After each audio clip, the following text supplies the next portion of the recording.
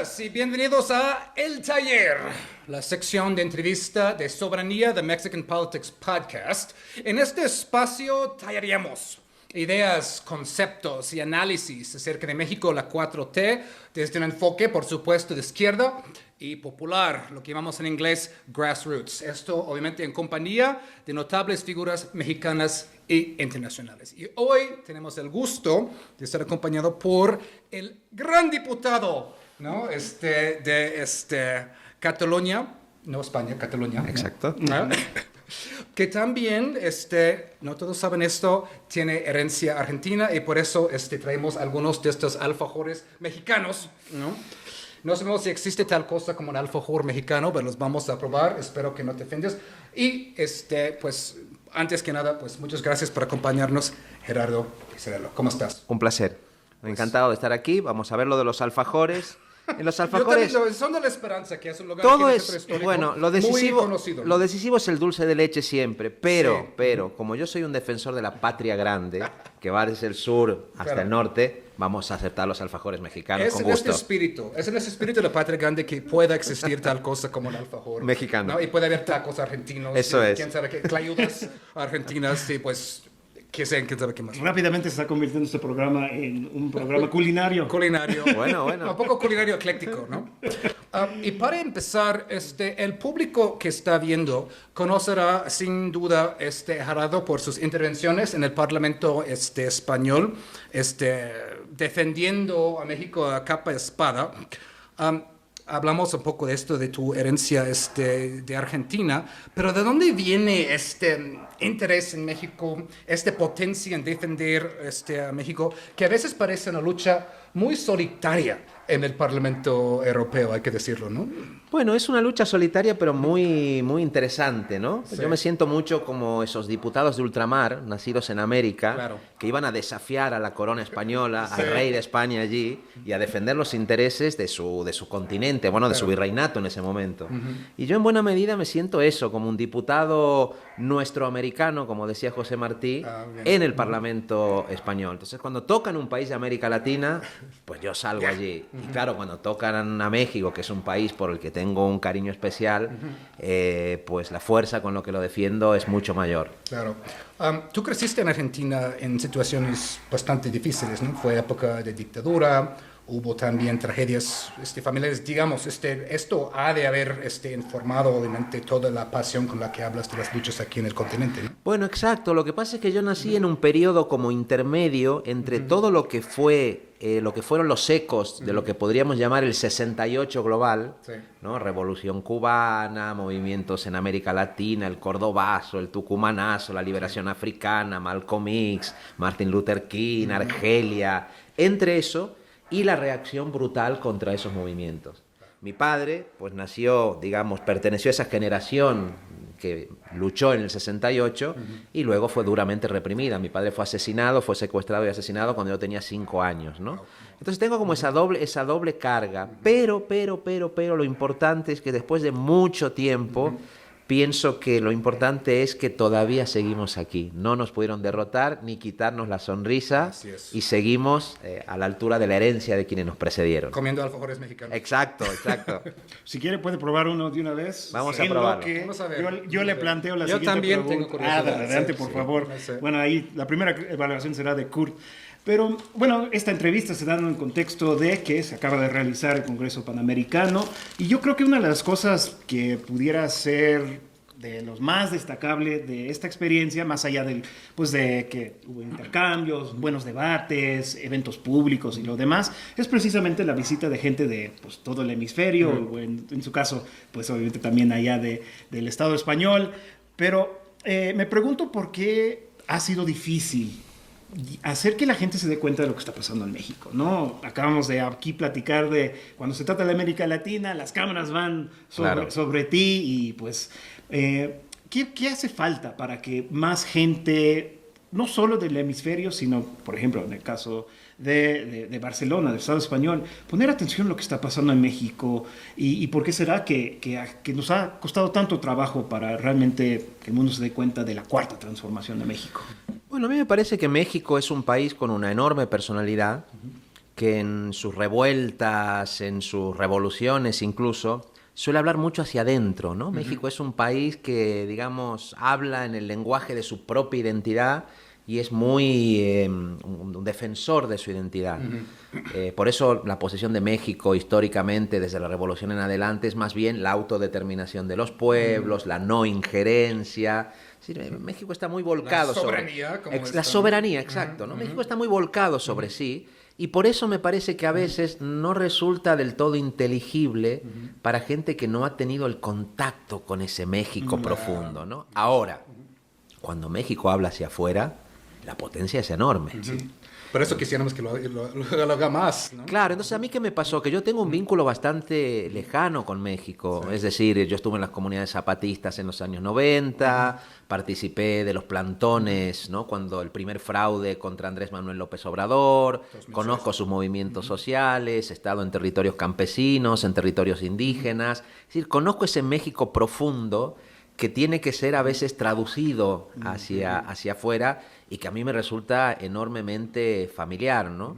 Y entonces yo muy rápido vi que la llegada de la 4T y de Andrés Manuel López Obrador al poder, bueno, pues era el resultado de una movilización muy larga que nace del movimiento contra el fraude, que es el mismo movimiento que produce la Revolución Mexicana. Es decir, nos están robando las elecciones, la oligarquía no quiere elecciones libres. Madero. Exacto, es Madero. Y no nos deja otra salida que la revolución. Incluso la revolución armada si hace falta, ¿no? Para conquistar la democracia. Y yo vi que lo del proceso de estos últimos años era algo parecido, pero que no siempre se declina en los términos pues, de las izquierdas clásicas, a veces en Europa o en otros sitios, ¿no? Un Andrés Manuel López Obrador es un producto muy concreto del México popular, ¿no? Tabasco, una cultura nacional popular, digamos, que tiene que ser traducida. Me parece que una Claudia Sheinbaum, que sí viene del movimiento de la izquierda universitaria, puede ser más fácilmente comprensible. Pero hoy, sin duda, bueno, yo estoy convencido, México es uno de los grandes faros de la lucha contra la ultraderecha y digamos, del impulso de una alternativa muy, muy, muy fuertemente popular, una alternativa humanista, como dicen en México, a lo que es el capitalismo neoliberal que se está llevando el planeta con él.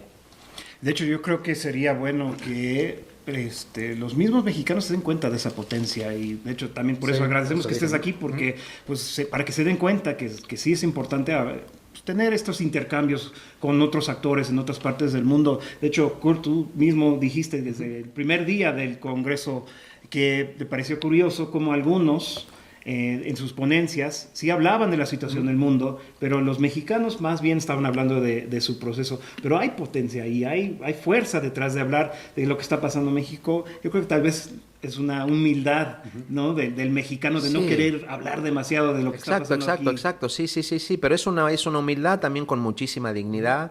Yo soy un enamorado de las clases populares mexicanas, me encanta la comida popular mexicana, la música popular, me gustan como las costumbres de la gente, la forma en que esa politización nace en lo concreto. Yo también soy del norte de Argentina, donde la presencia de los pueblos indígenas es importante. El norte de Argentina también es muy sereno, muy calmo, la gente es muy amable y muy tranquila hasta que se enciende una chispa frente a la agresión, frente al atropello, y ahí sale ese espíritu rebelde, ¿no? Es como el Oaxaca de acá. Exacto. Entonces, desde ese punto de vista, sí, yo intento desde España, hacer que la gente de México se sienta orgulloso, porque yo me siento orgulloso defendiendo a México y enfrentarme a esos señores que parece que se creen los herederos de Hernán Cortés, que les falta salir con un yelmo, ¿no? Con la cruz y con la espada, y ser los nuevos encomenderos, que ya no vienen a quedarse con la tierra simplemente, pero querrían que Iberdrola, que sus empresas se apropiaran de los recursos mexicanos. Y me parece que esa defensa que yo suelo hacer de México es una defensa que la hago, ya digo, con un gran amor por México y por su tradición de lucha y un gran amor latinoamericano. Me gustaría que más países de América Latina tuvieran ese fondo rebelde y revolucionario que tiene México en su historia. Hablemos de un caso muy sondeado de eso, ¿no? De humildad con dignidad, todo el asunto de soberanía, y que obviamente fue el caso de la no invitación del rey a la toma de posesión de Claudia Sheinbaum, que tú has hablado muy elocuentemente de eso, de que ¿cuál es la cita exacta que dice aquí? Es lógico que un rey que no respetó no sea respetado. Exacto. Desde la toma de posesión de Petro, cuando no se levantó, en un momento protocolario con la espada de Bolívar, sí, sí. hasta el hecho de que Andrés Muel le envía una carta muy diplomática a la realeza, pues pidiendo algún tipo de rapprochement, ¿no? Sí. De gesto. Un gesto de modestia. Iban a hacer en conjunto, que no solo no contestó la carta, sino que luego lo filtró a la prensa. No lo contestó, lo filtró a la prensa y luego estaban burlándose entre este grupo de Andrés Muel como si fuera pues otro, ¿no? Mesiánico más, ¿no? Otro agente ruda de América Latina, ¿no? Entonces cuando asume Claudia Sheinbaum, es muy interesante hasta conocer la historia, que Andrés Muel dijo, invítalo, no hay problema, no importa. Y fue Claudia que dijo, no. Y esto un poco refuerza lo que el mismo Andrés Muel decía de Claudia, que comparado con Claudia, él es fresa. ¿No? Dice, yo soy fresa comparado con lo que va a llegar. Claro. ¿No? Entonces fue decisión de ella de pues, pintar su raya, como se dice en México. Y luego... Y lo sigue haciendo ahora con Trump. Y lo sigue haciendo ahora con Trump. Vamos a hablar de eso en un momento, ojalá. Y luego, pues obviamente, pues... El rey no viene, se enoja, el primer ministro no envía a nadie. Ustedes vienen y en la toma de posesión, ella te señala a ti. Ella te señala a ti. Dice, Gerardo Pisarello y los otros diputados. Pero Gerardo Pisarello primero. ¿Cómo se sintió eso? Es un momento tan democrático. Si el rey no va a llegar, ¿no? Es decir, vamos a reconocer a los verdaderos demócratas de a pie. Bueno, que han defendido el país. Es una de las cosas que llevo en mi corazón con más orgullo dentro de mi biografía, sin duda.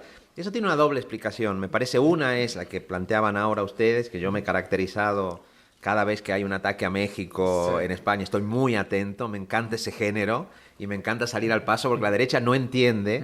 Además que yo cuando hablo en España, en el Congreso, hablo para el pueblo mexicano, no hablo... para los diputados del Estado, no hablo para ellos. Entonces no entienden los términos que yo utilizo y yo pienso, sí, yo sé quién está entendiendo lo que yo estoy diciendo, ¿no? Entonces me parece que tiene una parte de esto y una parte además que yo soy secretario primero de la mesa del Congreso. Es decir, formalmente, a pesar de ser un insurrecto, tengo un cargo institucional alto. Exacto, soy un insurrecto institucional. Es la dialéctica y eso la es, paradoja, eso es. ¿no? Y entonces yo, como cargo del Congreso, pues salí a criticar abiertamente la posición del rey. Dije, es una cosa absolutamente inaceptable que un jefe de Estado responda de esa manera o con esa displicencia a lo que plantea una presidenta elegida, ¿no? por una amplísima mayoría del pueblo mexicano. Y luego hay otra cosa que es menos conocida, y es que yo conocí a Claudia Sheinbaum en mi vida política anterior. Yo fui vicealcalde del Ayuntamiento de Barcelona, con Ada Colau, activista en defensa del derecho a la vivienda. Y cuando nosotros acabamos de ganar las elecciones, vino a visitarnos una recién elegida jefa de gobierno de la Ciudad de México, a la que no conocíamos. Es cierto. Y entonces estuvimos juntos con ella, y yo tuve un paseo larguísimo con Claudia en aquel momento. Me pareció una mujer estupenda, ya era de una gran firmeza y de una enorme austeridad republicana. Era muy cuidadosa, ¿no? en las formas, muy austera, se notaba que tenía ese sentido de... Y yo creo que ella, que en ese momento todavía no era la presidenta, cuando pasó el tiempo, ¿sabes? Cuando te acuerdas de la gente a la que conociste cuando no tenías tanto poder y te trató bien y tuviste una relación amable y de amistad. Yo creo que ella no se olvidó de eso. De hecho, nos vimos el otro día en el Palacio Nacional. Es que se gobierna Exacto, con los demás del Congreso. Con los demás del Congreso, y la verdad que ahí pudimos darnos un abrazo. Yo tengo una relación especial de cariño personal también con ella. Y bueno, nos acaba de decir que no le habla necesariamente a los de Vox. Pero me encontré con un video de ti ahí hablando directamente. Creo que la palabra que usas es los señorillos, ¿no? Sí. Los señorillos. Se nos gusta mucho eso. Pero utilizaste un término que me parece muy relevante y creo que hay que utilizarlo más en el debate político, que es que ellos están defendiendo una postura neocolonial. Si nos pudieras explicar un poco más por qué tú decides utilizar ese término y cuál es su utilidad para describir Sí, en parte, la actitud, la disposición que tiene la extrema derecha, pero pues en términos generales también, o sea, en el momento político que estamos viviendo en el mundo. Bueno, lo que pasa es que la extrema derecha, la extrema derecha de Vox, bueno, tiene un discurso abiertamente negativo. Para ellos es importante reivindicar la supuesta historia gloriosa del Imperio Español. Entonces, abiertamente reivindican pues lo que significó la conquista, dicen que cualquier crítica a los crímenes de la conquista es la leyenda negra, que eso es anti-español, ¿no? Pero claro, eso tiene un objetivo en el presente, que es que la ultraderecha representa sectores económicos en España y extranjeros también, de fuera de España, que no tienen una cabida clara en esta globalización capitalista. Entonces, ¿ellos qué son? Primero, son muy sumisos con los Estados Unidos, sumisos a Trump, como no, es decir, van con la banderita española a todas partes, pero Estados Unidos dice A y agachan la cabeza inmediatamente, ¿no? Entonces son muy sumisos a Estados Unidos, pero les gusta jugar el papel de los neoconquistadores coloniales con los pueblos de América Latina. Y así aspiran que Estados Unidos, si hace un golpe de Estado en Ecuador, les deje un poco de negocio para que algunas empresas o algunos sectores vinculados a la extrema derecha puedan conseguir algo en el litio, puedan conseguir algo en el... ¿no? Es decir, una posición como subordinada a los Estados Unidos en la nueva estructura de la globalización. Y por eso yo siempre le digo, o sea, juegan a ser Hernán Cortés, los grandes conquistadores, pero en realidad son más sumisos que nadie. Es decir, son unos traidores en términos de su supuesto concepto de patria. Cada vez que Estados Unidos pone una base militar en España, pues ellos aplauden. ¿No? Entonces, todo ese discurso del patriotismo es un engaño, porque lo que digo es esconderse detrás de la bandera para defender la cartera, en realidad, ¿no? Entonces yo por eso me dirijo a ellos y eso les molesta mucho cada vez que lo hago, ¿no? Pero cuando yo los ataco a ellos, inmediatamente digo, porque no conocen al digno pueblo de México. Ese no es un lenguaje que se utiliza allá, pero yo sé que cuando yo digo el digno pueblo de México y alguien lo ve aquí, claro, aparece ese orgullo de nos están reconociendo, saben quiénes somos y eso le da también más fuerza a la gente en México, ¿no?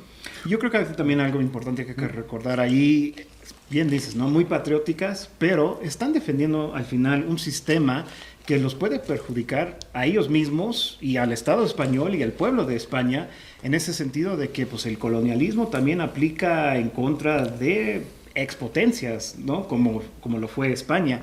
O sea, están conduciendo la política en un sentido que pudiera generar, yo creo, una situación complicada. Tienes la productora ahí, que es Cali. Ella está ahí de control de calidad, pero... Nos encanta. Puedes pintar tú ahí. No, la queremos aquí cerca. Pero precisamente, o sea, están dándole oxígeno a una visión del mundo que incluso, o sea, esas armas que van a utilizar, o sea, el neocolonialismo, las sanciones o las medidas.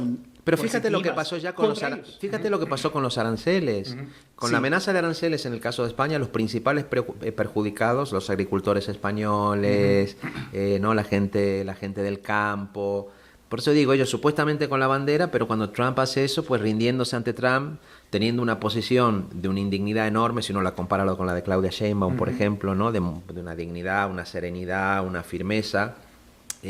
Pero ya digo, ellos por la mañana, la bandera, y por la tarde, hablar con Blackstone, con los grandes fondos de inversión, con los grandes fondos buitre, inclinarse ante Trump. Es como muy patético, en realidad, el papel de ese sector de la ultraderecha española, que a mi juicio representa a los sectores más rentistas de la economía.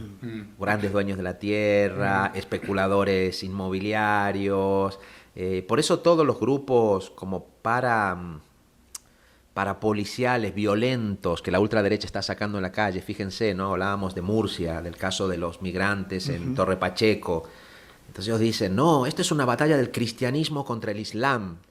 Y tú ves quiénes son los trabajadores atacados. No, esta es una campaña contra los trabajadores del campo, que son de origen magrebí, ¿no? Que pueden haber venido del norte de África, y lo que ustedes quieren no es convertirlos al cristianismo, es no pagarles salarios dignos, es explotarlos. El problema es económico. Por lo tanto, todo el discurso del cristianismo contra el islam, la patria contra el extranjero, es absolutamente falso y mentira, porque si viene un jeque árabe millonario, Vox aplaude, ¿no? Con las orejas si hace falta.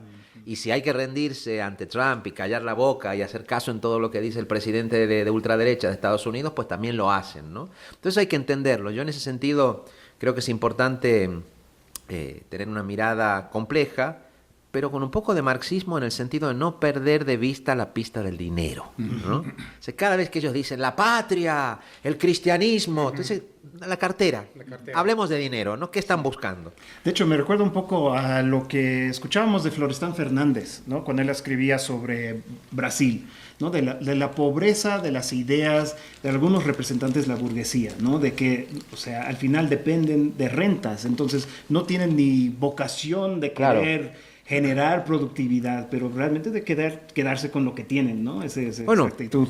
Yo creo que la gran tragedia de España, sobre todo de España, porque si uno compara, por ejemplo, con el caso de Portugal, bueno, Portugal hizo una revolución, la revolución de los claveles, es decir, Italia tiene la tradición del antifascismo, ¿no? Los partisanos y las partisanas italianas que tumbaron al fascismo. En el caso de España son 40 años de dictadura franquista. 2 intentos republicanos. Yo soy nieto de republicano, soy republicano de convicción. Mi batalla contra el rey no es solamente porque la monarquía me parezca una institución caduca, sino porque creo que la monarquía es el pegamento de una serie de sectores, la iglesia, el poder financiero, los sectores más reaccionarios del ejército, ¿no? Que representan ese país que desde 1492 hasta la actualidad no tuvo nunca una revolución parecida a la Revolución Francesa, siquiera, ¿no? México tuvo una revolución más potente que la francesa, que fue la 1910. España no tuvo eso. Entonces quedan allí sectores que no son ni burguesía, son rentistas. Es lo que digo, señoritos que viven del cuento, que están en su casa con la banderita, se levantan a la hora que quieren, se tomarán un vino y luego ponen la mano a ver si alguien les paga, ¿no? Por la tierra a trabajadores que los tienen en condiciones inadmisibles, por las alquileres que cobran en un montón de pisos que tienen porque son la duquesa el duque de no sé qué cosa. Es decir, esa es como la lacra que tiene España, y frente a eso, como yo digo, los buenos pueblos hispanos, ¿no? La gente del común, la gente que en el 36 en Barcelona tomó las fábricas con la CNT, con Durruti, con García Oliver, con Federica Montseny. Es decir, el buen pueblo que se levantó varias veces contra esa casta oligárquica y que fue reprimido de una manera brutal. Y ese terror está presente ahí. Y yo eso lo siento mucho en la gente, ¿no? Yo soy hijo de una dictadura, soy hijo de un asesinado por la dictadura argentina. Pero la dictadura argentina fue derrotada porque perdió la guerra de Malvinas y porque hubo un movimiento de derechos humanos con las madres de Plaza de Mayo, las abuelas de Plaza de Mayo, que obligaron a los militares a caer. España eso no lo tiene. Y por eso digo, hay batallas democráticas elementales contra esa clase de rentistas que son las que hay que dar. De hecho, fue muy chistoso cuando llegó Vox aquí hace algunos años, ¿no? A reunirse con el PAN. Y luego tuvieron su reunión y todo eso. Incluso se tomaron la foto. Y luego al día siguiente, todos los panistas estaban negando haber ido a esta reunión. Oh, no, yo no estuve. Ay, no, yo fui 5 minutos y me fui, ¿no? Es que es el peor género que se puede utilizar en México. Yo lo noto ahora, no sé si en eso están de acuerdo o no, pero que la habilidad de la presidenta Sheinbaum de enfrentarse a Trump con esa inteligencia, firmeza, ¿no? No caigo en las provocaciones de Trump, tomo una posición firme, convoco al pueblo en el Zócalo, el pueblo se manifiesta en el Zócalo, pongo a la Guardia Nacional al lado para que sepan que es el pueblo más otras cosas, ¿no? Lanzo un mensaje. Y hay una parte del empresariado mexicano que no es de la 4T, que posiblemente sean sectores de centro-derecha, que lo ve bien. Pues la presidenta está defendiendo la economía mexicana. Claro, lo de Vox, no entender eso, que a México no se lo puede ofender, que todo el pueblo mexicano no lo puede... Es decir, meterse en ese género es de un temerario y solamente propio de señores ignorantes, como digo, de señoritos que viven del cuento simplemente, ¿no?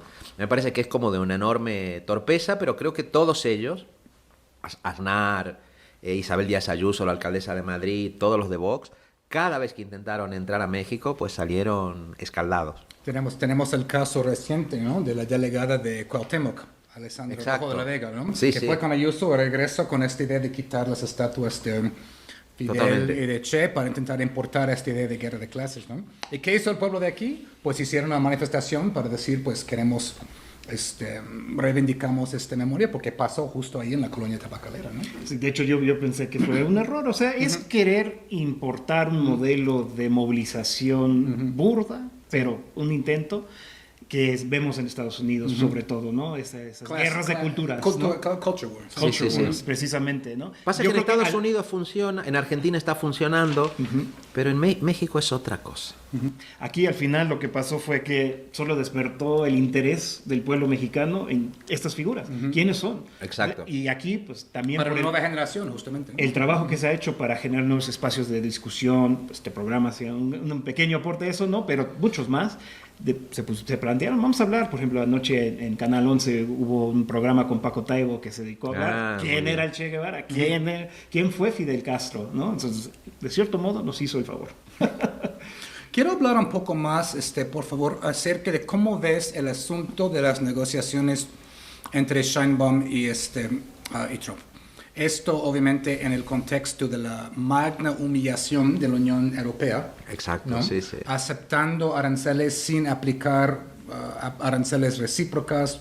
Esto de comprar gas natural licuado ¿no? de Estados Unidos para sustituir los energéticos rusos. Y una larga serie de humillaciones. Esto es solamente la más reciente con von der Leyen. Sheinbaum hasta ahora, con la idea de cabeza fría, pues ha logrado neutralizar los aranceles no una vez, no dos veces, sino 3 veces ahora, ¿no? Siempre con prórrogas, ¿no? Pero pues con esta firmeza. ¿Tú ves que lo de la cabeza fría en sí solo va a ser suficiente o va a hacer falta otra cosa, dado que el trumpismo no se va a dejar? Es decir, están muy chingaquidito con México, ¿no? Sí, sí, con el sí, asunto sí. de las aguas, con el asunto de la frontera, Sí, sí, con el sí, asunto sí. del gusano venador, con el asunto de cancelar visas, ¿no? Sí, sí, sí, con exacto. el vicecanciller Christopher Lando que viene aquí y dice... Lo de los bancos, ¿no? Sí, Sí. todo El eso, narcotráfico, sí. Sí, exacto. todo, ¿no? Es decir, todo esto de los chapitos. ¿Cómo ves esto y qué va a hacer falta viendo hacia el futuro? Bueno, yo veo que efectivamente Trump lo que hace es aplicar una especie de doctrina del shock muy rara, muy extraña, con violencia selectiva constante. Entonces él dice, ya me puse de acuerdo con la presidenta de México, pero luego envía a Marco Rubio a hacer alguna cosa de las suyas, envía al vicecanciller, cancela visas, lo que decías ahora, maltrata a los migrantes, amenaza a un banco porque él cree que pues está comerciando con China y toma medidas de represalias.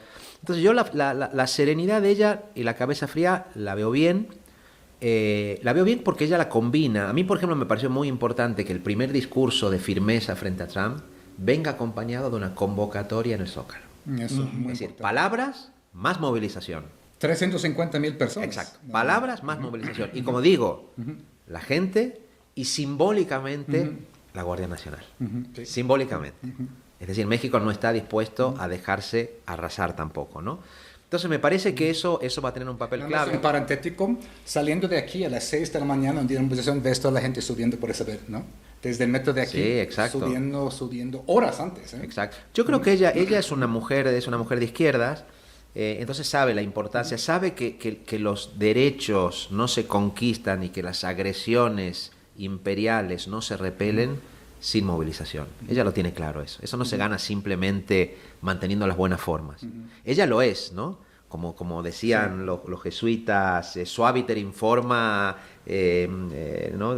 Bueno, fuerte en el contenido. O sea, ella es suave en las formas, pero es firme en el contenido. Es firme, digamos, en el contenido, pero yo creo que eso va a tener que buena venir acompañado de la movilización, de una reflexión que ella nos hizo cuando nosotros vinimos con la delegación de los diputados y diputadas que vinieron al Congreso Panamericano. Ella dijo, bueno, movilización, dijo reindustrialización, un programa de industrialización propia para no depender tanto de Estados Unidos, habló de esto, habló de diversificación, que eso es complicado, pero la geopolítica es la que es y habrá que pensar qué geopolítica.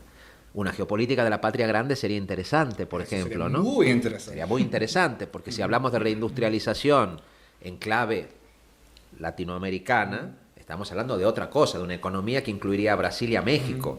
Es decir, entonces yo veo como esos caminos, el camino del cambio de modelo, de un modelo no tan dependiente, que no puede ser solo de México, tendría que ser México más otros países de la América Central y de la América del Sur, cooperando económicamente, produciendo sus propias vacunas, con sus propias agencias de salud, con proyectos de reindustrialización conjuntos. Claro, yo que soy un fanático del presidente Petro, el presidente Petro que se imagina esa América Latina con trenes desde sur hasta el norte, ¿no? Como un proyecto mancomunado que tendría que ser financiado por los diferentes países. Es decir, yo creo que ella lo que tiene que... A mí me parece que el reto está ahí, simultáneamente, cómo frenar a Trump sin caer en sus provocaciones, sabiendo que ellos van a utilizar todo lo que sea necesario, desde medios de comunicación, la CIA, acusarte de que eres la responsable de las protestas en Los Ángeles y que eras tú la que estaba de pie sobre los camiones, personalmente encendiendo fuego, ¿no? Tiene, ¿no? Exacto. Desde aquí, desde Palacio, ¿no? Jalando los hilos en Los Ángeles, ¿no? Pero quiero decir que yo creo que hay que tener conciencia de que no estamos hablando de un juego diplomático común y corriente. Estamos hablando de un presidente que tiene vocación imperial, que es un señor que es muy violento, es decir, que está dispuesto a todo, a lo que haga falta, y que, digamos, Estados Unidos está en una teoría de un nuevo monroísmo, está muy preocupado por el crecimiento de China y siente que no tiene controlado el patio trasero. Y una pieza fundamental es México. Entonces yo creo que México tiene esa capacidad de hacer la serenidad frente a Trump, pero plantearse el reto de la reindustrialización, convocar un congreso panamericano con diputados de toda América e incluso de los Estados Unidos, que para mí fue una sorpresa, no conocía. Maravilloso. Me encantó. En las mejores. Las mejores diputadas, sí. ¿no? Rashida, Ilian, me encantó. Antiimperialistas, anticoloniales, muy hijas de Angela Davis, de la mejor tradición de lucha de los Estados Unidos. Me gustó mucho Normalmente eso. no me tomo selfies, pero con Rashida Tlaib hago una excepción. ¿No? Eso fue una lucha a favor de Palestina, ¿no? Sí. Así que bueno, me parece que es esa combinación de un poco de cabeza fría, firmeza y, digamos, la conciencia clara que hay dos cosas que son fundamentales. La movilización por un lado, la lucha por un lado, y por otro lado la construcción de otra economía política. Más autónoma, menos dependiente y más diversificada en sus relaciones con América y seguramente con otros países del mundo, ¿no? Ahí está el gran interrogante de China, ¿no? ¿Qué hay que hacer con China? ¿Cómo hay que relacionarse con eso?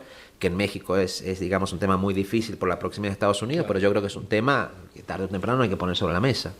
Yo agregaría solo una cosa a eso, que bien sí sabe la presidenta que la movilización es indispensable, pero el pueblo de México también lo sabe.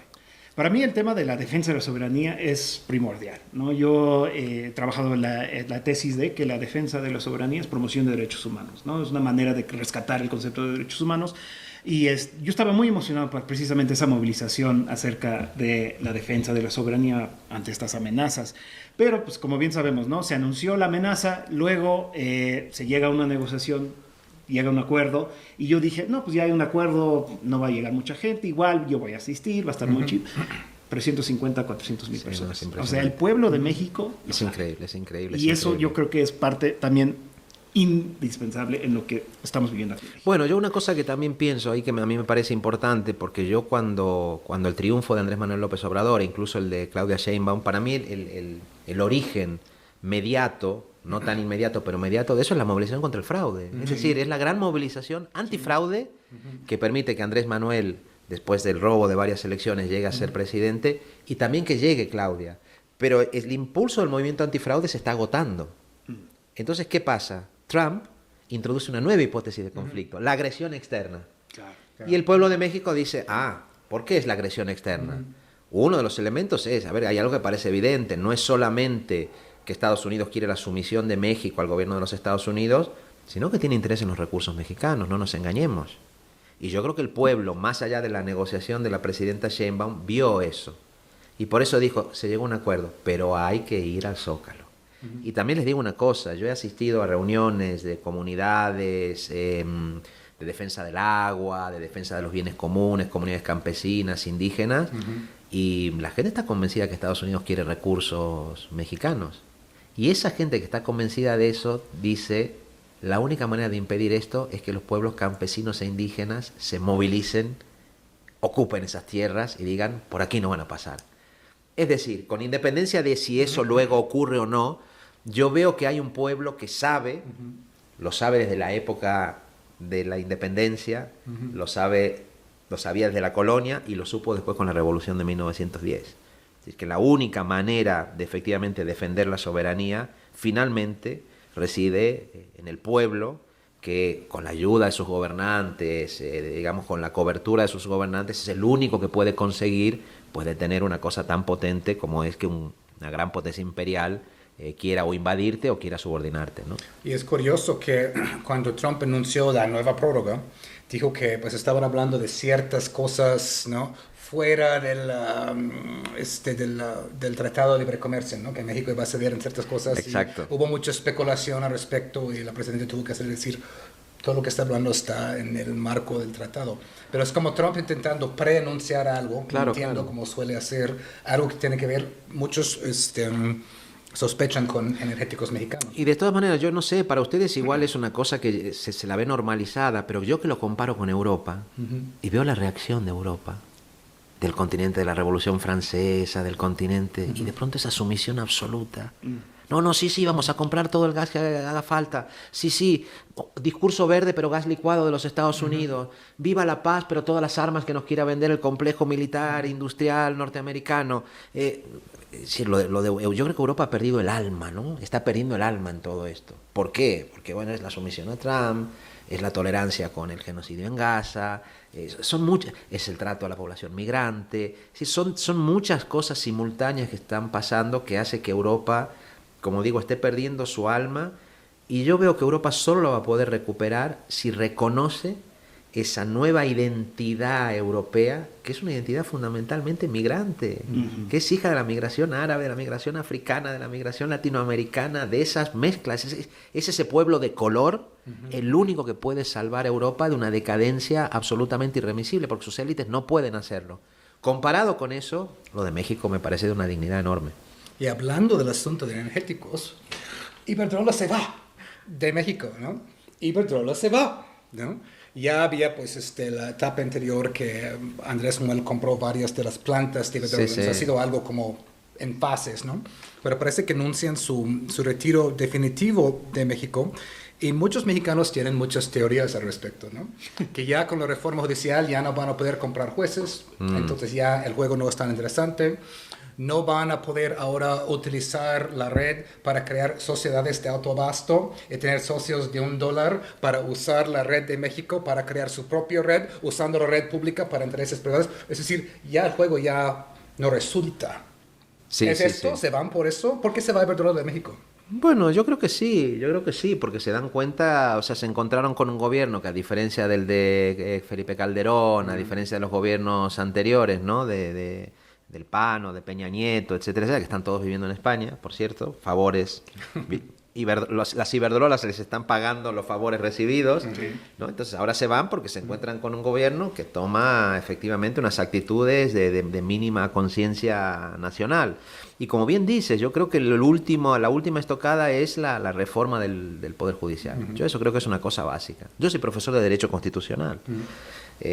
Digamos, antes de entrar en la política institucional, pues me dedicaba a eso, a dar clase. Y fui de los pocos, con algunos compañeros, no era fácil encontrar, que defendimos y escribimos a favor de la reforma constitucional, porque nos parecía que esa reforma constitucional tenía un objetivo efectivamente muy claro, que era separar al poder económico del poder judicial.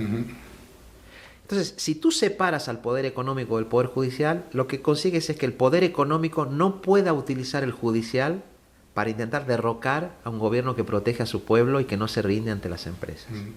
Y para eso sirvió. Iberdrola no sabe qué hacer, porque ya el vínculo que existía en México entre las oligarquías económicas y el Poder Judicial, que hacían que el Poder Judicial sí pueda dictar una sentencia interesante de un tema A o B, pero globalmente, cuando tú veías el papel del Poder Judicial, era dar cobertura a todo lo que fueron las políticas de privatización que se hicieron con los gobiernos anteriores, del PRI, del PAN, era dar cobertura a eso. El Poder Judicial no dijo absolutamente nada. No, si el gobierno puede hacerlo, si el gobierno lo hace, porque... Entonces, lo que hace, me parece a mi juicio, con muchísima inteligencia y audacia política el presidente López Obrador, y lo ve la presidenta Sheinbaum, es: tenemos que utilizar nuestra fuerza social y electoral para hacer lo que no hicieron otros países latinoamericanos, que fue separar el Poder Judicial del económico. Y como no lo hicieron, golpe contra Lula, golpe contra... golpe de Estado en Perú, golpe de Estado en otro... Quiero decir, al no haber hecho eso, al no haber tocado esa pieza, ¿no? Todo el lawfare fue posible. Cristina de Kirchner en Argentina, etc. Y México sí lo hizo. La pregunta es: ¿y por qué México fue capaz de hacerlo, no? Y bueno, eso, como siempre digo yo, me retrotrae a 1910, una tradición revolucionaria que en México tiene una huella muy profunda. Yo lo veo en cosas cotidianas, en la calle, en la arquitectura, en la forma de actuar de la gente, como decíamos antes, cálida, modesta, pero cuidado cuando se provoca. No te pases, ¿no? La tradición comunitaria. Aquí decimos despertar el tigre. Despertar el tigre. Pues has escrito sobre Sí, exacto. Es despertar el tigre, efectivamente. Entonces yo pienso que en ese sentido, yo veo que lo que se hizo en Estados Unidos fue muy inteligente. A mí me decía algún morenista que cuando fueron las primeras movilizaciones, los primeros plantones por el fraude, había una parte importante de la población, me decían que aproximadamente un 16, un 17%, que estaba a favor de una respuesta armada. Sí. ¿Por qué? La memoria histórica. La única manera que entiendan es levantar el tono, ¿no? Narran este episodio en el documental Fraude de Luis Mandoki. Sí. Que Interesante. Andrés Manuel estaba aquí a unas cuadras, viviendo en su casa de campaña, en el Zócalo, durante el plantón de reforma, y le pasaron esta encuesta. ¿Y qué porcentaje era? Este porcentaje estaba por ahí. Sí. Por ahí, sí. Pero era un porcentaje importante, quiero decir, no era un porcentaje menor de la población, y él consigue, ¿no? Convertir eso en un movimiento, como un buen maderista que era en aquel momento, ¿no? Él consigue convertir eso en un movimiento regeneracionista, y luego ya cuando llega al gobierno, pues entienden muy bien algunas reformas que hay que hacer. Primero, mañaneras, comunicación directa con el pueblo para hacer pedagogía y no pasar por Televisa y por todos los... Neutralizar eso. Segundo, la Guardia Nacional, es decir, un cuerpo militar civil integrado en su composición. Yo los veo, gente de origen muy popular, gente campesina, gente, ¿no? La diferencia... que eso nota incluso en el ejército mexicano, que no es hijo de la oligarquía, los generales de Argentina, los generales de Chile, con apellidos alemanes, educados en Alemania, y uno ve el ejército mexicano, y con todas las contradicciones que se quiera, otra vez la huella de la revolución. Y el último cambio que a mí me parece fundamental es este del Poder Judicial, que era muy necesario para separar al Poder Judicial del poder económico. Y eso me parece que hace que la resistencia de México a la ultraderecha sea más robusta que en otros países, ¿no? Y también creo que hay un elemento adicional que no sé si lo comparten o no, pero yo creo que la manera... Es decir, entre el capitalismo financiarizado de la crisis del 2008 y la pandemia, hubo países que quedaron, donde hubo un cambio en la subjetividad de la gente y la gente quedó muy herida, ¿no? Primero el golpe capitalista y luego la pandemia. Y la pandemia generó un repliegue individual con miedo, con resentimiento, y claro, cuando lo comunitario se debilita, la posibilidad de una democracia con fuerza popular también se debilita. Y me parece que en México esa tradición comunitaria, la forma en que se pasó, no fue la individualización tan fuerte como en otros sitios, y que esos mecanismos comunitarios, colectivos, en México siguen como funcionando, ¿no? Y que la Cuarta Transformación lo que hizo es politizar a la gente, no enviarla a su casa, no decirle vayan a consumir, no, escuchen al presidente López Obrador, que tiene la mañanera y va a explicar quién es la oligarquía y qué es lo que quieren hacer, cada día. Y ahora escuchen a la presidenta Claudia Sheinbaum, que va a explicar quién es Donald Trump, qué es lo que quiere hacer con México y cuál es el plan de los mexicanos para resistir. Y es chistoso eso de la mañanera, ¿no? Porque todos los señoríos de la mercadotecnia estaban diciendo que un presidente no puede hacer una mañanera todos los días, no es un vocero, es el presidente. Va a ser sobreexposición, va a ser overexposure, ¿no? Sí. Todos los demasiado pagados del mundo de las relaciones públicas se equivocaron totalmente. Bueno, no solamente eso, pensaban, no va a durar 2 días, con lo de la mañanera lo hundimos, no va a poder aguantar. Sí. Y fue todo lo contrario, ¿no? Todo lo contrario, porque tú ibas a un mercado en Ciudad de México, en cualquier sitio. No solamente que él estaba, la gente ya sabía lo que él iba a decir. Entonces le preguntaban, ahora va a responder, y se lo sabían de memoria, ¿no? Es decir, había una politización republicana.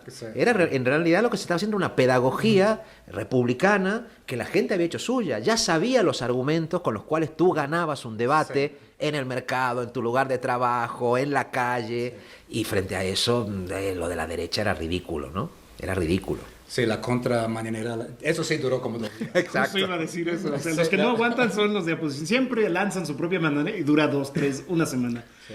Volviendo al tema de la reforma constitucional, porque me parece interesante, creo que no fue ninguna coincidencia, ¿no? De que Cristina Kirchner, creo que al día siguiente sale en la tele y dice, mira lo que están haciendo en México. Claro. O sea, aprender de la experiencia mexicana. Y yo creo que a veces la gente busca como recetas. México no es una receta, es una experiencia propia debido a las condiciones nacionales, regionales, pero sí hay cosas que podemos universalizar, ¿no? O tratar de compartir con el resto del mundo. Uno es la estrategia de comunicación, pero la otra es la reforma constitucional para el tema del Poder Judicial.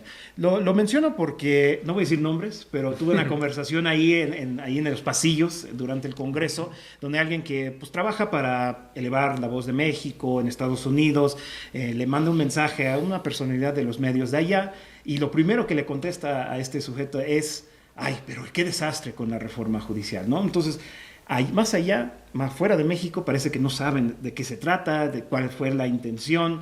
Me encantaría saber cuál ha sido la interpretación más allá de las fronteras de México de la reforma judicial, pero no de las oligarcas, sino del pueblo, si ellos tienen conciencia de qué significa tener esta reforma. Bueno, yo creo que seguramente no, porque la imagen de México llega muy distorsionada por los grandes medios de comunicación. Imagínense en Europa, ¿cuáles son los medios europeos que explican México a la población del común? ¿No? Claro, que explican, ¿no? Entonces imagínense cuando sale, yo qué sé, la Deutsche Welle, cuando sale la televisión francesa, no hablemos de la española, todo eso está filtrado por los intereses de las empresas, por la mirada, en fin, por un sinfín de cosas. Y el ejemplo mexicano no era un buen ejemplo. Yo, por ejemplo, que vengo de España, nosotros hemos visto, hay un gobierno de coalición ahora, del Partido Socialista y otras fuerzas de izquierdas, había un gobierno de coalición en la anterior legislatura, y la persecución, el lawfare contra Pedro Sánchez y con muchos de los dirigentes de izquierda, pues viene del Poder Judicial, viene de sectores de la extrema derecha o de las derechas radicalizadas en lugares clave del Poder Judicial que inhabilitan candidatos, te suspenden para que no te puedas presentar, te inventan causas. ¿Por qué? Porque sobre todo en sectores altos del Poder Judicial son las familias que vienen del franquismo las que se van reproduciendo los mismos apellidos a veces, los mismos apellidos. Es decir, que si le explicáramos con detenimiento a una persona de la calle en Barcelona, en Madrid, en Andalucía, la reforma mexicana, le encantaría, si entendiera lo que significa. Ahora, eso no va a aparecer en los grandes diarios, no va a aparecer en las grandes televisiones.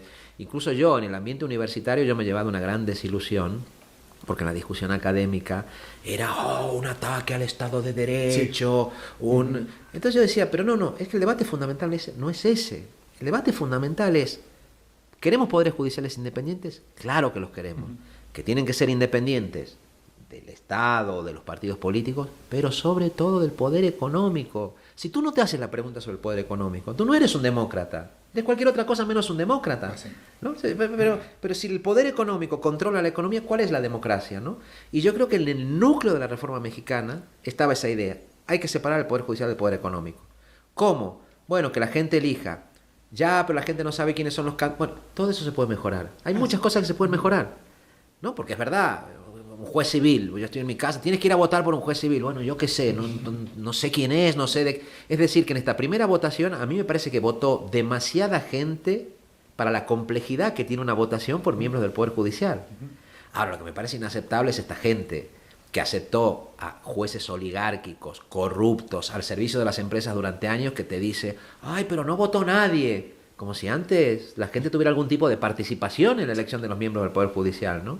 Entonces yo en ese sentido, ya te digo, o sea, me pareció una actitud que la vi demasiado muy extendida entre sectores de la academia, sobre todo, y entre sectores liberales, con una concepción liberal de la democracia que no cuestiona la concentración del poder económico, pero a mí me parece que fue una medida fundamental que, como digo, va a proteger al gobierno de México y al pueblo de México, no de que el gobierno no pueda ser cambiado, sino que pueda ser objeto de un derrocamiento.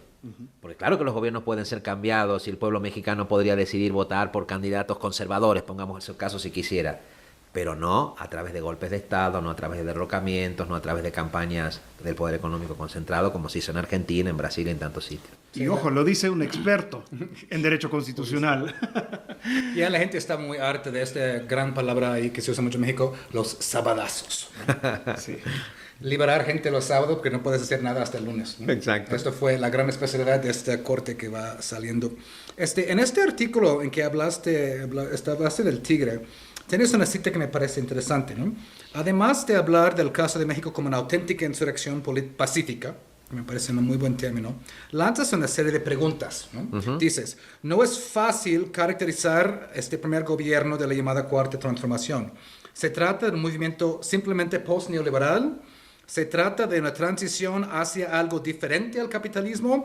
Lo que a ciencia cierta se puede decir es que han coincidido en él elementos propios de un humanismo social, combinado con cierto conservadurismo moral y una apelación a la movilización popular como freno a las operaciones destituyentes de las oligarquías locales e internacionales.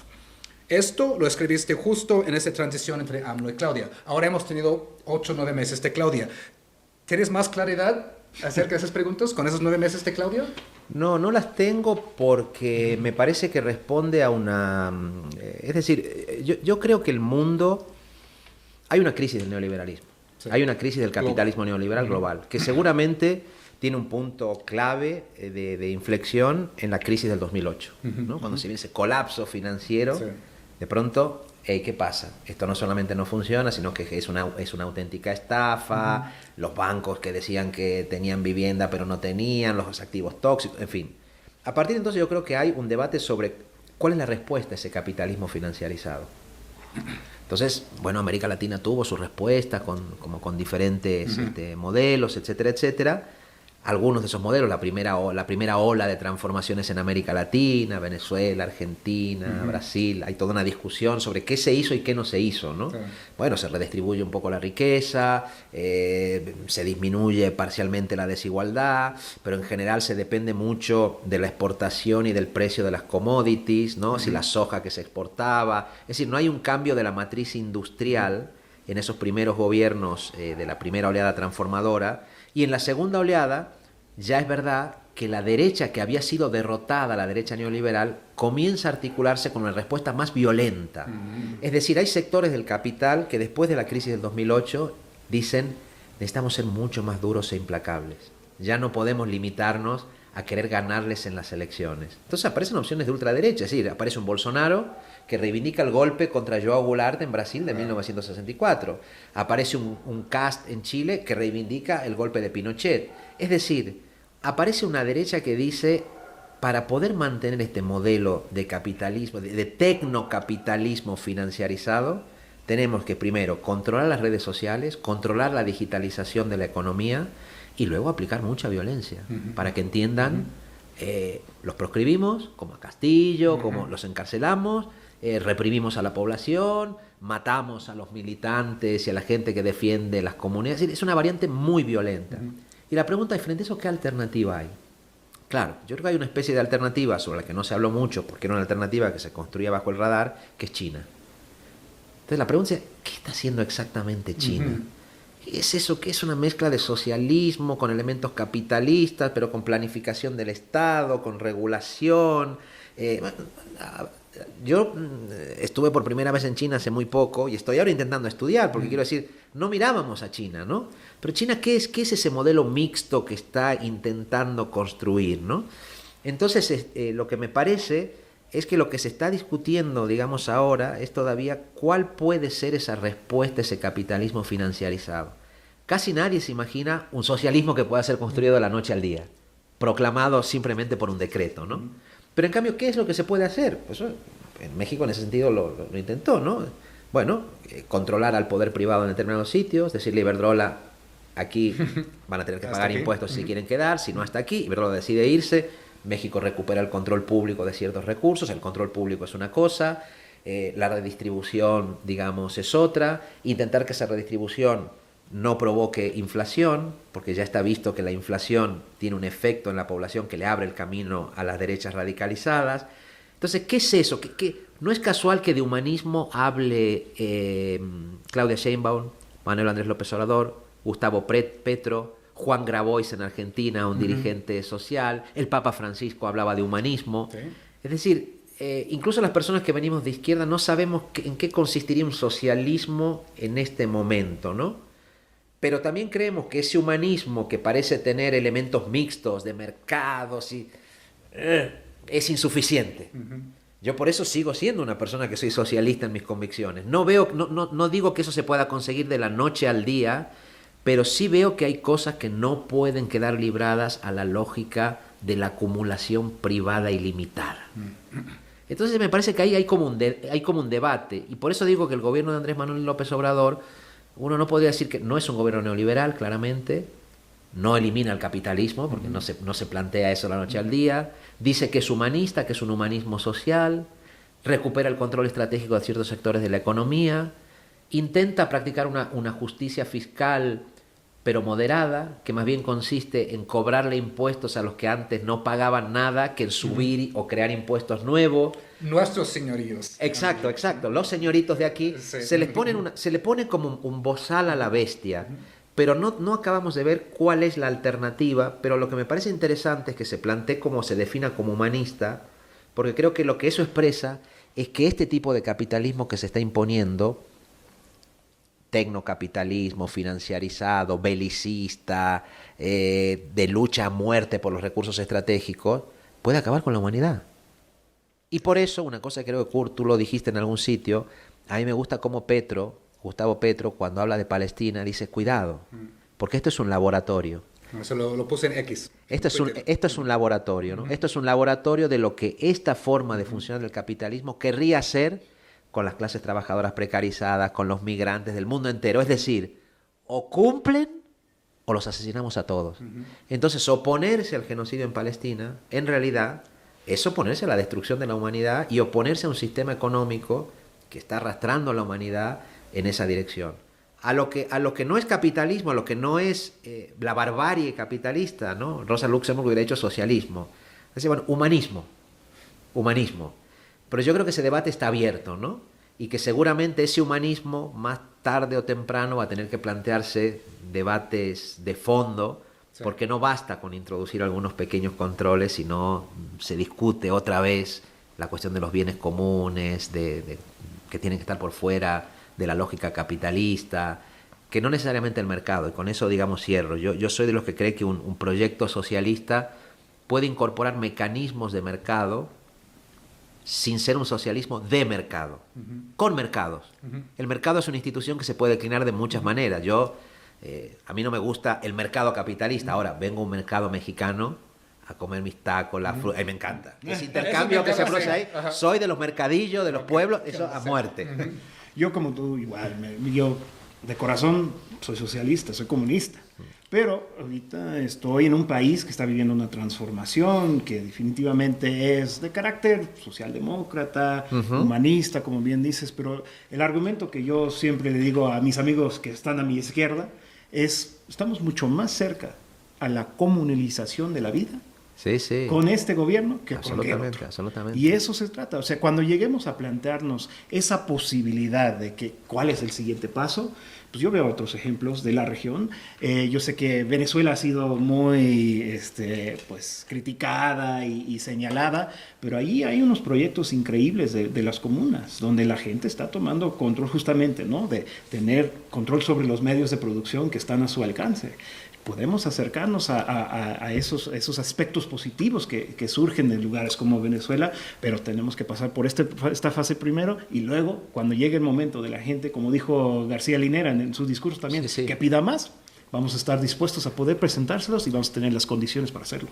Sí, absolutamente. No, yo creo que tenemos que pensar eso. ¿Cómo podría ser una reindustrialización compatible con la defensa de los bienes comunes, del agua como bien común, es decir, qué desarrollo científico, qué desarrollo tecnológico necesitamos para eso, ¿no? Lo que decíamos antes, cómo construimos un continente de trenes, cómo sería una América con redes ferroviarias donde lo fundamental no sea el coche privado, el carro privado que tiene cada uno, sino un transporte público eficiente, tecnológicamente avanzado. Bueno, esto obligaría a invertir en universidades públicas, a pagarle bien, o sea, a que tus científicos y científicas se sientan reconocidos, ¿no? de la manera... En el momento en que Trump está cancelando todo el financiamiento para ciencia en Estados Unidos. Exacto. Toda una generación de científicos ahí, ¿no? Exacto. Yo creo que China introdujo un debate, puso un debate sobre la mesa, que es este de cómo construir, ellos dicen un socialismo con características chinas, ¿no?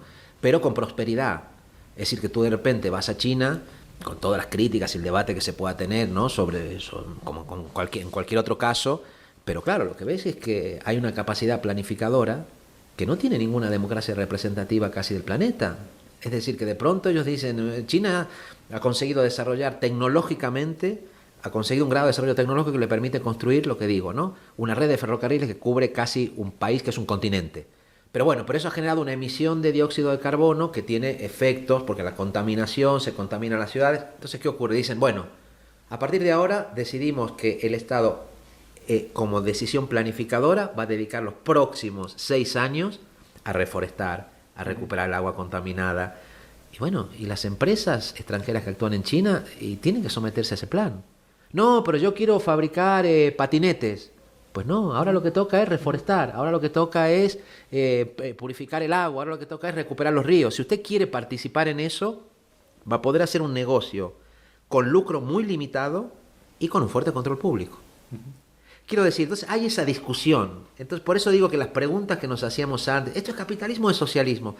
Hay como un periodo de transición donde se están discutiendo como nuevas cosas, pero por eso cuando yo le escucho a la presidenta Sheinbaum frente a la agresión de Trump, que dice, hay que reindustrializar, no está diciendo hay que volver a la sustitución de importaciones que existían en los años 50 o en los 40 o en los 60, no está diciendo eso.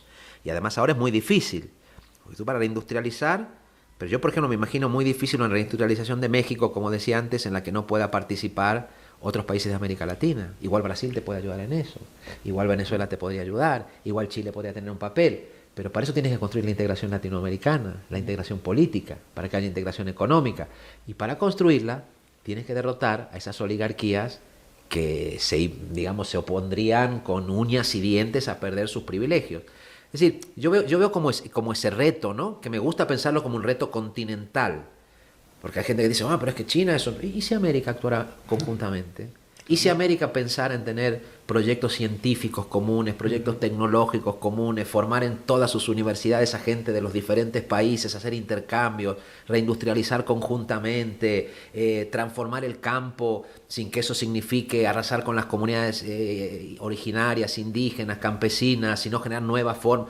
Yo ahí veo un desafío enorme que a mí me entusiasma, ¿no? Me imagino a Bolívar, a Artigas, a San Martín, a Hidalgo, a Bartolina Sisa, a tantos luchadores pensando ese reto, y a mí me parece que es el más importante. Espero tener vida para verlo, pero como latinoamericanista lo que me entusiasma es eso, es a ese debate sobre capitalismo o humanismo, capitalismo u otro tipo de socialismo, de ecosocialismo, el nombre que le pongamos, me parece que se puede afrontar solamente en términos continentales.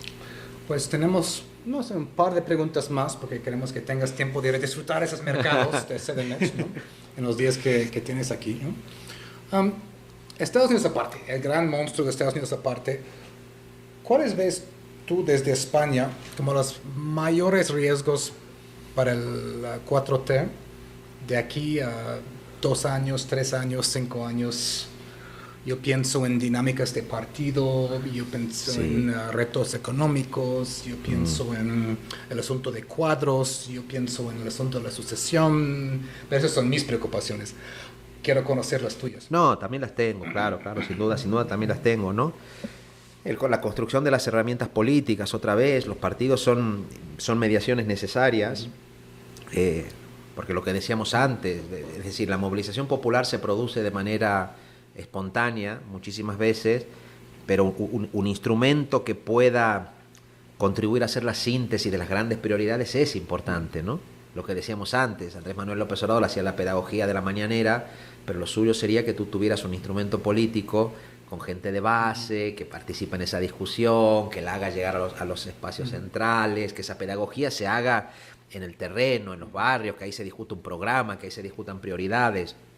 Yo creo que eso me parece que no está lo suficientemente consolidado en México, ¿no? Que Morena todavía no es... se han conseguido cosas, pero hay muchas contradicciones. Vas a estados donde gente que es de Morena del PRI hace 2 días y por lo tanto ves que las viejas dinámicas, digamos, son las que se imponen. O sea, yo creo que ahí hay un reto interior, un reto interno. También creo, así como decía antes, que cuando en la economía, por ejemplo, un gobierno de izquierdas, humanista, progresista, digamos como sea, falla con el tema de la inflación, paga un precio muy alto. Porque eso tiene un impacto en la economía cotidiana de la gente, que aunque esté provocado por factores externos, etc., te debilita mucho. Claro, hay otra cosa que no es estrictamente económica, que es la cuestión de la corrupción, ¿no? Que es la cuestión de cómo viven un dirigente que se considera expresión de ese movimiento de transformación. Y a mí en ese sentido me parece que la clave del funcionamiento de la 4T es que tanto Andrés Manuel López Obrador como Claudia Sheinbaum encarnan muy claramente ellos. No voy más lejos de ellos. Ellos, esa austeridad republicana, no es posible un gobierno rico con un pueblo pobre. Es decir, la idea de que tú tienes que dar cierta ejemplaridad.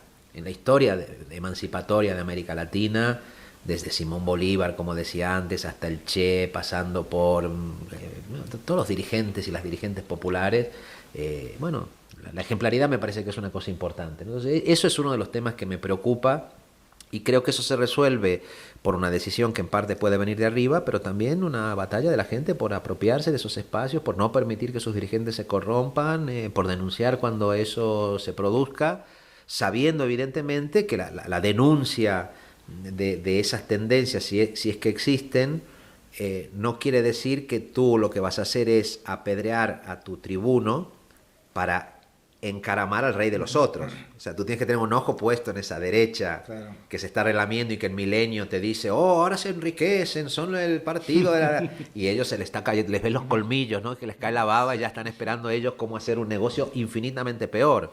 Entonces yo creo que es no caer efectivamente en ese juego, pero pensar, digamos, cómo se resuelve, ¿no? Cómo se resuelve esa situación. Y luego tú decías también el tema económico. Bueno, hay una cosa que Estados Unidos hizo en los países latinoamericanos, lo promovió y lo utilizó como una herramienta para apuntar al neoliberalismo y debilitar el papel de las instituciones públicas, que es el narcotráfico. Sin duda, es una gran y terrible invención, porque es establecer un poder alternativo que funciona pues, con mecanismos que son, digamos, no previsibles, pero que en la mayoría de los casos siempre estuvo Estados Unidos presente en algún momento para utilizar eso, ¿no? Y evitar que efectivamente pueda haber un control sobre el territorio para que tú puedas... Tú dices, no, vamos a hacer una política de educación. Sí, pero aquí no se puede porque este territorio está tomado. Una política de salud comunitaria, sí, pero aquí no se puede porque está tomado. Eso también es algo que me preocupa y que creo que plantea, bueno, retos, dificultades. También me preocuparía el riesgo de querer militarizar excesivamente el país para enfrentar esa otra violencia y que eso tenga efectos negativos. Bueno, en fin, eso es una cosa que me preocupa. Y como digo, los retos económicos, bueno, sí, las situaciones de desigualdad y de empobrecimiento son enormes, eso es así. Hubo cambios. Sí. Hubo gente que salió de la pobreza extrema. 10 hubo gente... millones, ¿no? Sí, 9.7, ¿no? Exacto. Pero eso, si no hay cambios estructurales de la economía, puede ser fácilmente reversible. Entonces yo creo que ese debate sobre el cambio estructural tiene que darse. A mí me gustaría que Claudia, que es una mujer que viene del mundo universitario, que es una científica, yo creo que ella va a pensar eso, ¿no? Andrés Manuel hizo una cosa que fue enfrentarse con las élites de las universidades, con esas castas que cobraban sin saber exactamente por qué cobraban y para hacer qué, pero yo creo que ella tiene que reconectar con esa idea de una formación, ¿no? Hay mucha inversión en educación pública, mucha inversión en ciencia y al mismo tiempo un debate público sobre con qué líneas estratégicas, qué va a ser el campo mexicano, cómo tiene que ser el campo mexicano, cómo la soberanía alimentaria, qué tipo de industria es compatible con la soberanía alimentaria, cómo defendemos a la madre tierra, pero al mismo tiempo los avances de la digitalización los incorporamos, ¿no? Los grandes cambios científicos y tecnológicos, qué modelo de transporte, bueno, en fin, yo creo que hay debates como muy de fondo, pero si me preguntaran esos debates de fondo, ¿no? De reindustrializar, ciencia, tecnología, el campo, ¿cuáles son los mejores dirigentes del mundo para encarar ese reto? Yo pondría en el número 1 o 2 a Claudia Sheinbaum, ¿no? Por de dónde viene, cómo es. Yo en Europa no veo eso.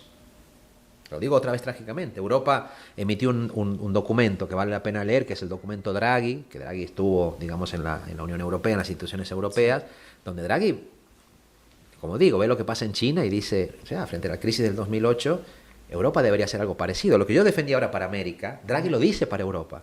Reindustrializarse conjuntamente, programas conjuntos de educación. Claro, al día siguiente que Draghi dice eso, la señora von der Leyen le firma a Trump que le va a comprar armas, que le va a comprar gas licuado, por lo tanto no va a haber transición energética, no va a haber un proyecto de paz, no va a haber una lucha contra las desigualdades, le compra el discurso con los migrantes. Es decir, una catástrofe, ¿no? Pero yo sí que creo que, ya digo, América Latina sí tiene esa oportunidad y México puede ejercer un papel de liderazgo. Y esto me conduce a mi última pregunta, luego te paso la palabra, José Luis. Hablamos de las preocupaciones con la 4T hacia el futuro, ¿no? Los retos, mejor dicho. Los retos, sí. Los retos. Vaya, que la coalición de izquierda en España tiene sus propios retos. Sí. Algunos problemas compartidos, otros diferentes. Y nada más, si me permite, una pregunta acerca de España. ¿Hay esperanza de una unidad de izquierdas rumbo a la siguiente elección? Yo estoy trabajando activamente para eso. Me reconozco, como digo, siempre un frente amplista en la filosofía de José Pepe Mujica, que siempre decía, si comenzamos a fijarnos en lo que nos diferencia, no nos vamos a entender nunca. En cambio, si nos fijamos en lo que nos une, vamos a pasarnos más tiempo trabajando en construir algo en común que intentar separarnos, ¿no? Yo creo en eso, creo que el pueblo español o los pueblos peninsulares, en plural, no quieren mayoritariamente que haya un gobierno de ultraderecha, ¿no? No quieren que haya un gobierno de ultraderecha. Entonces, nos están dando un mandato. O sea, quieren que nos entendamos a partir de un programa que sea un programa valiente y que lleguemos a acuerdos. Entonces, para eso hay que trabajar, sin desconocer, digamos, las diversidades de nadie y sobre todo intentando no cometer errores que se cometieron en el pasado, ¿no? Excluir a gente que no había que haber excluido, pero creo que tenemos el deber de intentar no hacer política exclusivamente de las heridas. Las heridas pesan mucho en política, pero a veces pueden convertirse en obsesiones, ¿no? Entonces, a través del reconocimiento mutuo, yo creo que, bueno, que hay esperanza. Yo estoy trabajando para eso. Veo el ejemplo de México, que a pesar de los enormes retos, como decías ahora, que hay de organización interna, se consiguió mantener la unidad para derrotar el embate de la ultraderecha. Se está intentando hacer en otros países, se está intentando hacer en Colombia, se está intentando hacer en muchos sitios, ¿no? Entonces me parece que tenemos el deber de hacerlo. Tenemos que ser antifascistas, porque la amenaza que tenemos es el fascismo. A sabiendas que al fascismo no lo detienes con políticas cosméticas. Lo detienes con políticas valientes y de transformación real de las condiciones materiales de vida de la gente. ¿Eso se puede hacer de la noche al día? Seguramente no. Pero no se puede perder ese horizonte, ¿no? Y yo creo que los dirigentes y las dirigentes políticos tienen que transmitir esa idea. Que si no están haciendo determinadas cosas no es porque no crean que haya que hacerlas. Tú eso lo notas, ¿no? Cuando alguien hace algo, pero tú ves que querría ir. Tú me dices en Colombia, ¿qué cosas consiguió Petro? Seguramente no todas las que quería, pero tú te levantas y ves ese presidente que da todas las batallas, que no se rinde, que llama al pueblo a que se movilice, que le intentan hacer un golpe por arriba, por abajo y que sigue manteniendo, ¿no? Entonces yo creo que eso me parece que es importante. Ya digo, en el caso de España, soy de los que no me va a sacar nadie ni una sola palabra negativa sobre ninguno de mis compañeros del resto de fuerzas de izquierda. Te puedo hablar bien de la gente de la izquierda independentista, vasca, catalana, de las fuerzas no independentistas, de todos los partidos, porque realmente creo que hay gente muy buena en esos espacios políticos y que el pueblo llano efectivamente lo que quiere es que demos una respuesta. Y luego, si tenemos algún reto, lo que te decía antes, la ultraderecha está penetrando mucho en la juventud. Por muchas razones. Están utilizando, digamos, los avances del feminismo para intentar convencer a los varones jóvenes que su problema en el mundo son las mujeres feministas, a los trabajadores pues nacidos en un pueblo que el que llegó hace unos meses es tu enemigo y no el banco que tienes arriba o el fondo de inversión. Ellos están haciendo una muy buena tarea sobre eso, ¿no?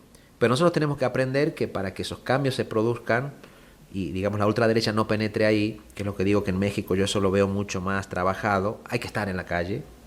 Las izquierdas tienen que estar en la calle, no solo en las redes, en la calle, con la gente, participando, digamos, de sus problemas, escuchando cómo nos ve la gente. Creo que bien es cierto Andrés Manuel, que fue varias veces a todos los municipios de México, ¿no? Sí, no, increíble. ¿No? Sí, claro. Sí. Había un momento en el ascenso del fascismo que Antonio Gramsci decía, tal vez no conocemos al pueblo italiano.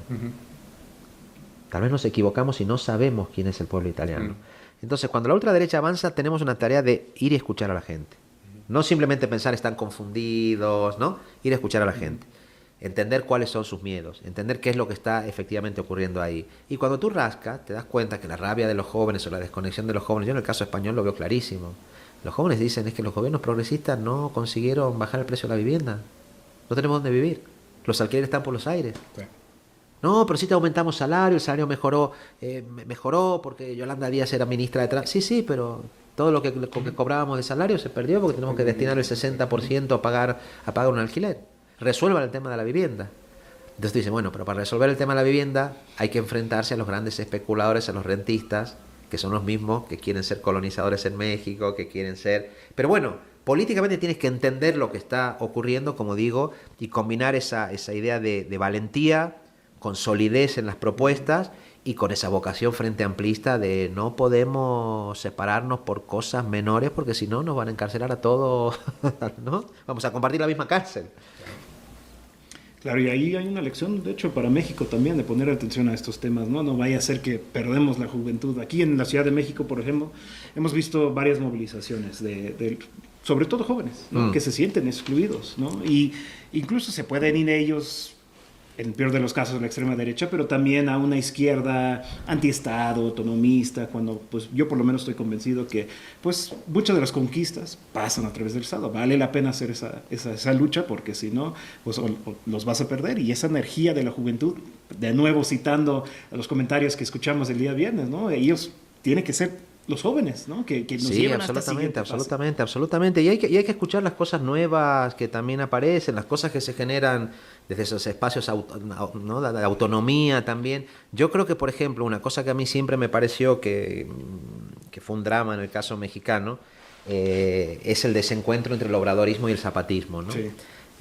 Bueno, yo creo que hay que corregir esas cosas y hay que darse nuevas oportunidades y hay que entender qué es lo que ocurrió, no quedarse anclado en la manera en que ese conflicto... Y me parece que en México la combinación entre la institucionalidad y la autonomía de los movimientos es clave. Sí, la revolución estuvo llena de ese tipo de retos, ¿no? Y me parece que es en el mundo entero. No hay que pedirle a la gente que renuncie a su autonomía, a su autoorganización, al autogobierno. Ahora, también hay que entender que una de las reformas constitucionales justamente otorga esto de estatus absolutamente. Y al mismo tiempo entender que muchas conquistas que son autónomas, que nacen de los barrios, de las comunidades, solo se vuelven estables si hay una intervención institucional que las ampara. Entonces es compatible esa cosa, ¿no? Es compatible respetar ese impulso libertario, ¿no? Ese impulso magonista, claro, con la estabilización, la cristalización institucional de eso. La Constitución del 17, las reformas que se hicieron ahora, para estabilizar también esos cambios que yo creo que es fundamental. Pues muchísimas gracias. Sí, excelente. Y nada más un pequeño símbolo de nuestro agradecimiento. Tenemos fantástico. Aquí una libreta justo del taller aquí atrás, ¿no? Para que se siga el debate, la conversación. Ese es ese espacio. El espacio del taller es poder tallerear ideas, análisis, enfoques acerca de este gran fenómeno que es México y la 4T. Qué bonito, soberanía. ¿No? Qué belleza. Ahí escuché que usaste dos palabras, creo que puede resumir un poco ahí. Usaste la palabra valentía y que los retos son grandes, ¿no? Entonces, ante estos retos grandes hay que ser valientes. Y creo que este fue un excelente intercambio, justamente lo que teníamos en mente cuando propusimos tener este espacio, ¿no? Trabajar aquí las ideas, pero yo salgo de aquí muy, muy emocionado. Muchísimas gracias. Al contrario, un placer enorme. Hasta la próxima, compañeros. Nos vemos aquí en Soberanía, The Mexican Politics Podcast, en El Taller. Vamos a esos políticos hipócritas e irresponsables que México es un país independiente y libre, no una colonia ni un protectorado de Estados Unidos.